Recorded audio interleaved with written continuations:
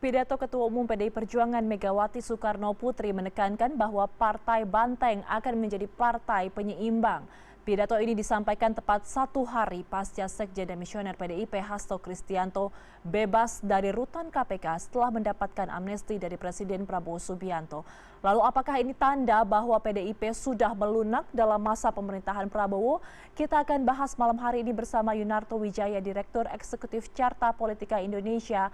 Selamat malam Mas Toto, terima kasih atas waktunya. Selamat malam, Ayu. Mas Toto, seperti yang tadi kita telah dengarkan bersama, Megawati Soekarno Putri sudah mengatakan bahwa PDIP ini akan menjadi partai penyeimbang pemerintah, tidak oposisi, tidak koalisi. Tapi kan sebenarnya ini adalah pernyataan yang sangat cari aman, pernyataan yang netral begitu ya, apalagi dengan konteks yang terjadi terkait amnesti Hasto, pertemuan Mega dengan Dasko, dan lain sebagainya. Apa yang bisa Anda analisa dari pernyataan mengenai partai penyeimbang ini? Sebetulnya ini bukan kalimat baru ya. Ibu Mega selalu menggunakan menggunakan kalimat partai penyeimbang. Dan memang Ibu Mega selalu menggunakan bahasa dalam sistem presidensial tidak ada istilah oposisi ataupun koalisi. Jadi sebetulnya ini menunjukkan bahwa tidak ada perubahan yang bisa dikatakan berarti dalam posisi politik PDI Perjuangan. Walaupun dalam beberapa hari terakhir kita tahu ada situasi yang baru sifatnya cukup mengagetkan. Hasto diberikan sebuah amnesti yang menunjukkan adanya sebuah hubungan yang lebih cair antara Prabowo Subianto dengan Megawati dan PDI Perjuangan dengan pemerintahan yang berkuasa.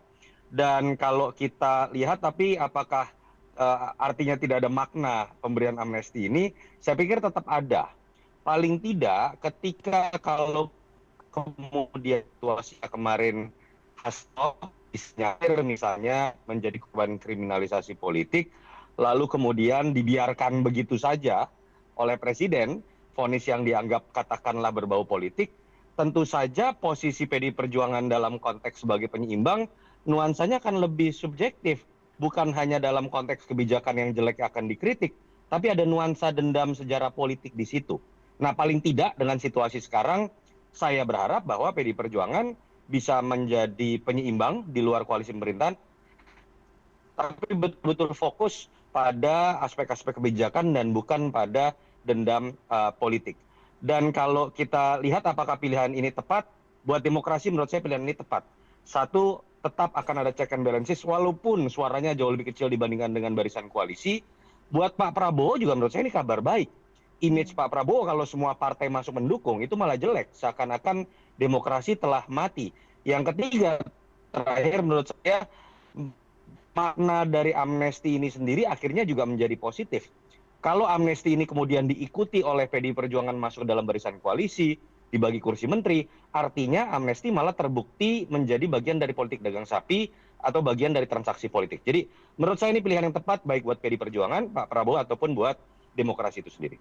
Oke, baik. Seperti kata Mas Toto tadi, setelah adanya amnesti yang diberikan kepada Hasto, ini kan seakan-akan menjadi nilai tawar ya dari Prabowo kepada PDI Perjuangan begitu.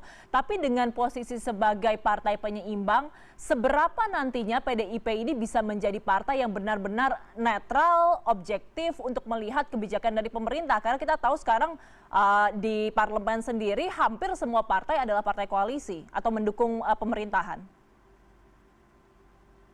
Kalau berbicara mengenai apakah PDI Perjuangan bisa memenangkan pertarungan ketika ada perbedaan pendapat di parlemen, sulit. Kita tahu ketika berbicara mengenai angka kuantitatif, barisan koalisi 85%, PDI hanya sekitar 15% lebih. Artinya kalau semua keputusan strategis dibuat melalui voting, PDI Perjuangan akan kalah. Tapi paling tidak buat demokrasi, ketika ada suara-suara yang tetap muncul, menyuarakan kritik-kritik publik yang katakanlah selama ini mungkin hanya adanya akhirnya di Twitter, di Instagram, di TikTok, tapi tidak masuk ke ruang pengambilan keputusan, paling tidak menurut saya itu akan menjadi check and balance tersendiri. Walaupun aspeknya hanya kualitatif ya Ayu ya, tapi kan juga beberapa pengalaman memperlihatkan bahwa suara publik yang ikut didukung oleh walaupun hanya segelintir pengambil keputusan atau anggota DPR, itu seringkali loh berbuah pada sebuah jawaban dari pemerintahan Kalau kita ingat kenaikan gas melon 2,5 kilo, lalu kemudian kalau kita berbicara mengenai kasus Raja Ampat dan beberapa kasus lain, itu kan memperlihatkan bahwa suara publik ketika disuarakan kencang, lalu kemudian dijustifikasi oleh beberapa anggota DPR saja, itu juga bisa membuat pemerintah berpikir ulang untuk meneruskan kebijakan yang kontroversial, walaupun sebetulnya mereka menguasai parlemen. Itu yang menurut saya menjadi catatan penting, kenapa sih sekecil apapun dalam demokrasi kita butuh partai di luar barisan koalisi. Karena kalau udah masuk barisan koalisi, mereka udah dapat jatah bayaran menteri, BUMN, Dubes, dan lain-lain. Sulit untuk kita berharap kemudian ada kritik yang bisa keluar. Oke, diperlukan partai-partai di luar koalisi begitu ya. Mas Toto, saya ingin tahu komentar Anda mengenai berjalannya Kongres PDIP yang tadi selesai di siang hari tadi. Ada sebuah kejutan, Hasto Kristianto datang ke Kongres PDIP di Bali 24 jam kurang dari ia dibebaskan dari rutan KPK. Kita melihat kedatangannya sangat dramatis begitu ya, di tengah pidato Bu Mega, naik ke atas panggung, sempat berpelukan, sempat ada sedikit tangisan kecil dari Bu Mega. Anda melihat kehadiran Hasto ini seperti apa di dalam Kongres PDIP?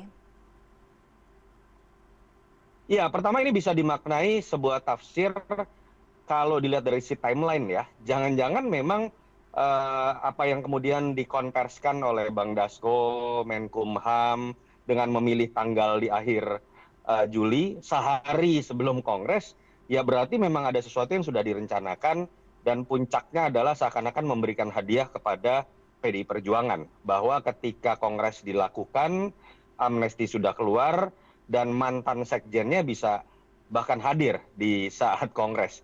Artinya menurut saya di panggung belakang kemarin-kemarin sudah terjadi sebuah diskusi yang mendalam, sudah terjadi sebuah kesepakatan yang sifatnya sangat cair ya, yang memang ditujukan untuk memberikan hadiah kepada Kongres PDI Perjuangan. Dan kalau kita bicara dari sisi membaca masa-masa sebelumnya sampai kemudian keputusan amnesti keluar bersamaan dengan Kongres. Tapi kalau kita mau baca dari sisi konstelasi internal PDI Perjuangan, kan menjadi menarik nih. Apakah ini simbol bahwa Hasto akan terus melanjutkan dirinya menjadi sekjen atau tidak? Karena menarik Ayu, kalau kita lihat tadi pengumuman dari pengurus DPP PDI Perjuangan, setahu saya sudah semua nama-nama ketua DPP diumumkan, yang belum baru sekjen masih dirangkap sementara oleh Ibu Megawati Soekarno Putri.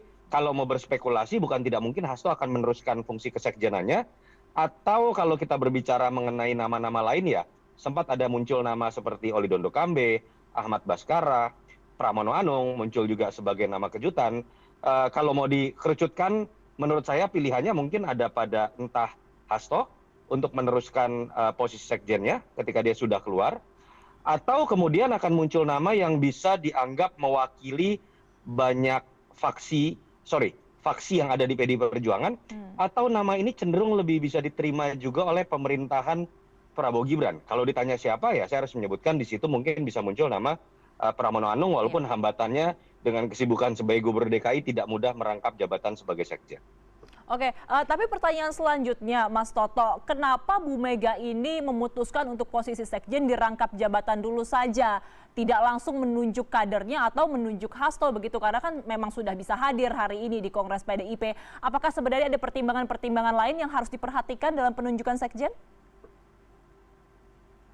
Kalau kita lihat timeline ya Ayu ya, tadi sepertinya pengumuman dari DPP itu sebelum Hasto datang tuh, yang ngasih kejutan gitu ya. Jadi jangan-jangan ini masalah teknis saja, belum ada pembicaraan secara khusus dengan Hasto ataupun dengan pihak-pihak yang dianggap dekat dengan Ibu Mega. Tapi di sisi lain juga bisa dispekulasikan bahwa memang kalau khusus untuk posisi sekjen, saya pikir mungkin Ibu Mega juga akan mencoba mendengar lebih mendalam suara-suara yang dianggap mengakomodir kepentingan partai paling utama. Paling tidak di keluarga itu ada Mbak Puan, ada Mas Nanan yang sering dianggap, Mas Prananda yang sering dianggap sebagai pihak yang memiliki faksinya masing-masing. Atau kemudian juga suara dari pihak eksternal. Salah satunya mungkin dari pihak Pak Prabowo. Dalam konteks sekjen ini kan suka atau tidak akan menjadi jembatan antara Ibu Mega dengan Pak Prabowo yang dalam situasi yang sudah sangat mencair.